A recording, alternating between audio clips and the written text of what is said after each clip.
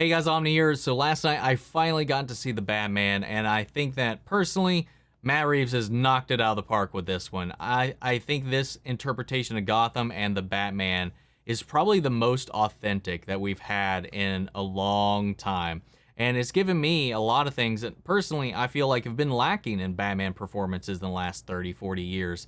It's the most Batman film I think we've actually had, and it's also got the most Batman in the film that we've ever had, because honestly this film is like 90 to 95% just Batman. There's like a little bit of Bruce sprinkled in this, but like most of the time we're following the Batman and we're following this investigation. This is a very different kind of superhero movie. This is a very different kind of Batman flick.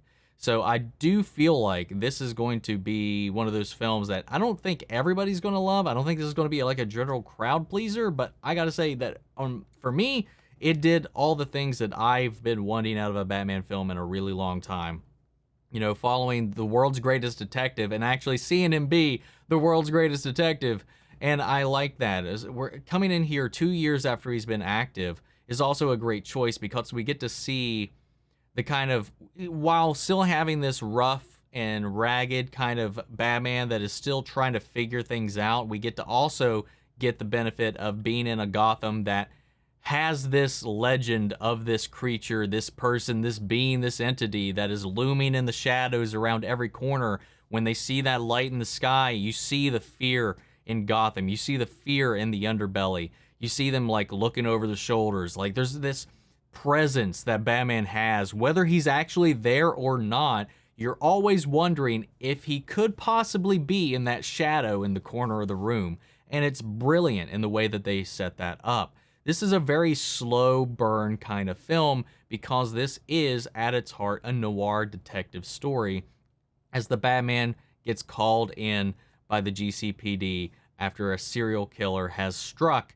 and left behind some mysterious clues and a calling card, as well as some ciphers to figure out. And it becomes this mystery, this who is this Riddler that is terrorizing the city, that is going after these Gotham City officials, that has this agenda and is trying to reveal the truths of Gotham, as it were. And how does Batman and Bruce Wayne tie into this whole thing? It's really brilliantly done, and it's, like I said, it is a detective story at its core. So a lot of the time we are seeing the investigation, we are seeing Batman unravel the clues, we're seeing this mystery being unfurled by our protagonist, and it's really methodically done. It's very well thought out, and this is the most Gotham City I feel like Gotham City's actually felt like Gotham City. This one, however, felt quite a lot like it takes a lot of inspiration from New York specifically, where a lot of times have been like Detroit, Chicago, things like that in previous iterations. But this one is very distinctly New York, but there's also there's elements of this in some places where I can be like, oh wow, this looks like Nolan's Gotham. Oh wow, this looks like Tim Burton's Gotham. Like, it's got this element of it that just kind of like brings that all together. This film takes a lot of inspirations from a lot of different places. It draws inspiration, obviously, from The Long Halloween, Batman Ego, some elements of Batman Year One. There's even some small fragments of Hush sprinkled in throughout this as well. You can see the other Batman film influences here as well. It's just like this amalgamation of everything for me that I feel like Batman should and could be. The way that Robert Pattinson plays this character, he both embodies the physicality of this, but this brooding silence as well, that just kind of makes this character even more imposing to those around him. Like when he enters the room, like sometimes there's just like this, the sound design alone, you feel the weight of this character as he's entering the room, the weight of his armor, the weight of his suit, the weight of his presence, his build. You know, the sound design on his foot stomp. Sometimes you hear Batman coming long before you ever see him. When he sneaks, he sneaks. When he wants to be quiet, he'll be quiet. But when he wants you to know he's coming, he lets you know he's coming. And it builds this foreboding, almost Terminator-like Michael Myers vibe about the Batman to those that he grants his presence to. when he just kind of, you see him form out of the shadow. One thing that I do love that they do with this as well is they very much blur the line between Bruce Wayne and the Batman. We see where they are most similar in this film than we have ever before, because usually there's a very strong distinction between when Bruce Wayne's in the driver's seat and when Batman's in the driver's seat. In this, that line is blurred to almost being completely eradicated, because Batman, and the way that they build on Bruce in this and his tragedy and the way that he's coped with his trauma, or well, tried to cope with his trauma, we see just how damaged he is and just how he is both of these people. Like, they are one and the same. There's this element of Batman is the real him. You know, we've heard that a lot, that the real mask is Bruce Wayne. But in this, they are just one and the same. There's no distinction between the two, except that Bruce Wayne is the face that the public knows. They know his tragedy. They know how he is. He's a little bit of a recluse in this. But we also barely see Bruce just as much as the public barely sees Bruce. And I love the psychology of Bruce Wayne in this as well. And the type of person that would they have constructed that would go out and fight crime in this suit on their own with their own fists, seeking vengeance for the wrongs that are done to them. The type of person that would retreat into this kind of seclusion in this way, with their only real tether to reality being their butler, Alfred, their best friend, their father figure, all they have left of the life that they had before. And the one person that is just trying their best to keep this person from just drifting away from reality altogether. Andy Serkis does a phenomenal job playing Alfred in this. This is an Alfred that I definitely believe has that military background, especially with the way that he carries himself, the scars that he carries, but he's also still got that compassion and warmth that is needed and necessary. He's there for him at every step of the way, no matter what, whether it is helping him with the Batman elements of things or helping him with being Bruce Wayne and holding on to that humanity. And that sliver humanity that still is in Bruce is something beautiful to see in this, and I love what they did with it, because he does feel almost like he is he's so close to being detached from humanity altogether and just being lost, but that anchor is Alfred, man. And I love that dynamic that they have in this. I think Robert Pattinson and Matt Reeves have really crafted a very nuanced, grounded, and real version of this character that I feel is extremely interesting. I found both aspects of this to be just kind of enthralling, and I can't wait to see more, especially with the way that the film ends, because there is a clear-cut arc for Batman throughout the film as well, from where he starts in the beginning to where the film ends. And it's really interesting as he's trying to vie with how does he do this? What is he doing? Is it always going to be vengeance? Is there maybe hope for something else in the future? And that's what the story kind of hinges on as he's tracking down this killer.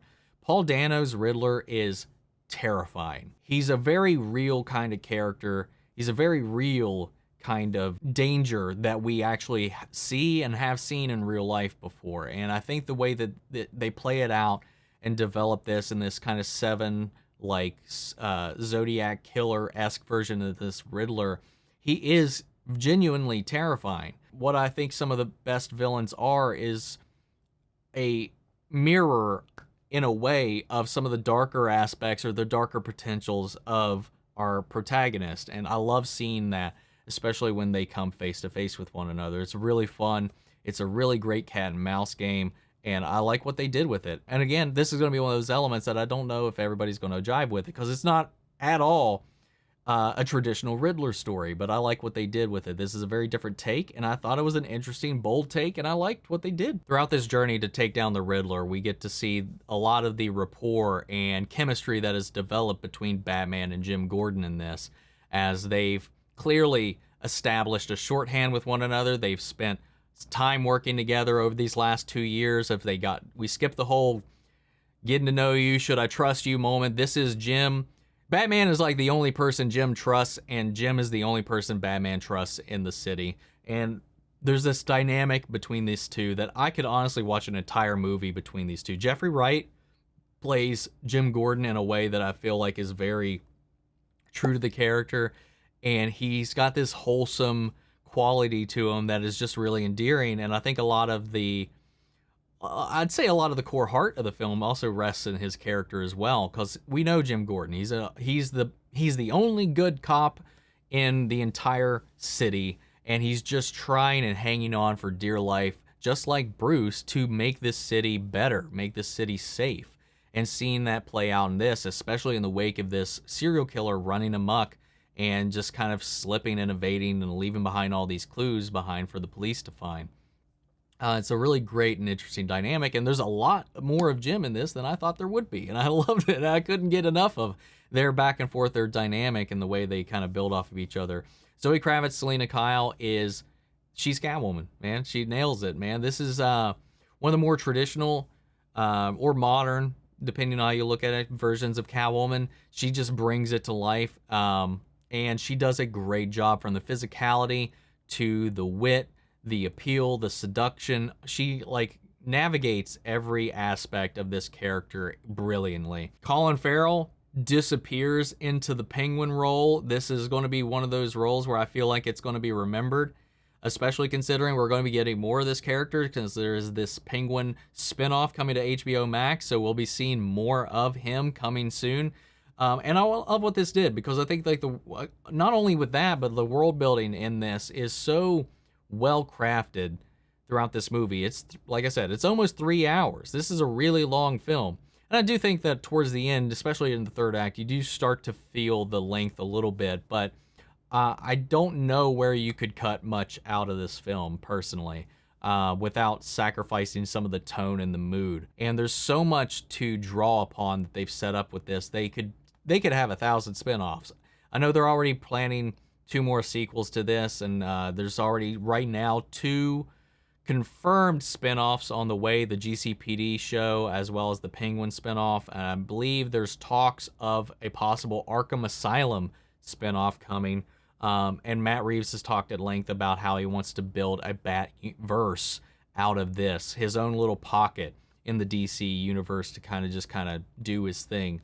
And I'm really excited to see what else we get from this, because I really like the direction that he took with this character, with this world. I think the last performance I kind of want to touch on is just John Turturro's Carmine Falcone. Because for me, at least, when I think of John Turturro, the first thing that comes to mind, sadly enough, is the Transformers films. But now, I think finally, I can lay that to rest, because he just played this role so well. Now, this film does have plenty of action in it, though it is generously sprinkled throughout. It is very well executed, well shot, well choreographed. It is straight to the point. I don't think any of it is as close to just brawling brutality as the warehouse scene in BVS, which is still my favorite Batman scene of all time. It doesn't hit that level, but it is there to move the story forward. It is not the forefront. It is not center stage here in this film, but it is there. It is present. We have a lot of great sequences in this, some that are very visually stunning as well, and some very creative sequences that are almost Terminator-esque and John Wick-esque in a lot of ways that are very fun to watch. Both Zoe Kravitz and Robert Pattinson and their stunt crew doing a fantastic job bringing these fight sequences to life and really making it feel hard-hitting, brutal, and fun to watch. The car sequence that we saw a little bit of in the trailer is way longer than I thought it was, and it is thrilling. It is a great car chase, and I had a lot of fun watching that. The Batmobile, in its own way, gets its own introduction in this. It's introduced in a way that is just as imposing as Batman's first reveal out of the shadows to somebody. It's great. I really like it.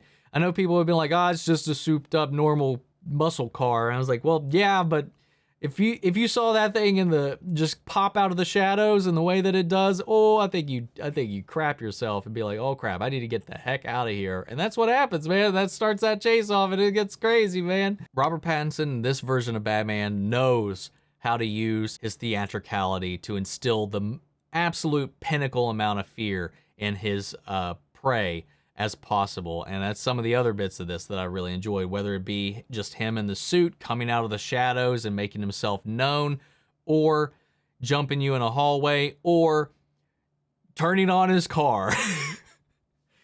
All set to Michael Giacchino's score, which is hauntingly beautiful and overscores the entire movie.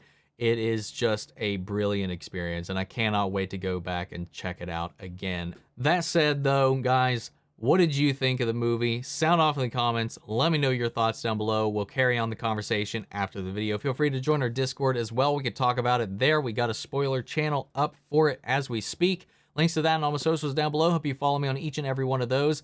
And before we go, I want to shout out our channel edges: Manny Sherritt, Ryan Karen, Philly Vane, Yori Korskov, Margaret Grace, Mary Bradley, Nate Prouty, and Melita. Thank you guys so much for your continued support. But that's it for this video, guys, and I'll see you all in the next one. Take care, everybody.